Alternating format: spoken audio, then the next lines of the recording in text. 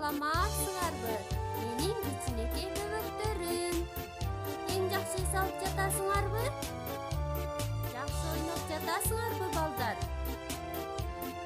Маанайыңар жакшыбы?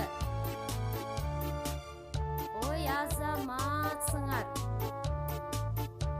Бүгүнкү биздин жаңы сабагыбыз менин үй бүлөм.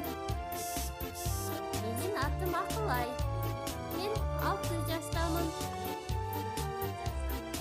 Биздин үйүбүз чоң, кенен, жарык. Биздин үйдө чоң атам жашайт. Чоң атам сакалдары өскөн, карып калды чоң атам. Анан биздин үйдө чоң энебиз бар. Энекем да карып калды, арыктап, кичинекей болуп, таяк таянып басат. Дагы биздин үйдө атакем бар. Атакем биздин үйдү багат.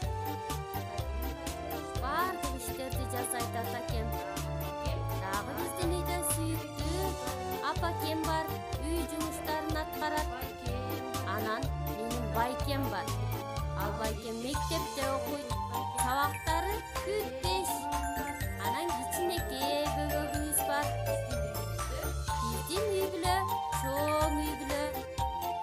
Экиле балдар, күнүгү жазап алалы. Ийил күндө оң жака, өйдө көтөр сол колду. Шашып кетип унутпа, бутуңду түз койгонду. Дагы билесиңерби, балдар? Апамдын ата-энесин мен тайне таята деп айтам. Апамдын бир туугандарын болсо тайкелерим дейм. Апам менен тайенем бизди эркелетип багышат. Ал эми чоң атам болсо, чоң атам менен таятам бизге жомок айтып беришет. Балдар, билесиңерби? Үйүңөргө тапшырма.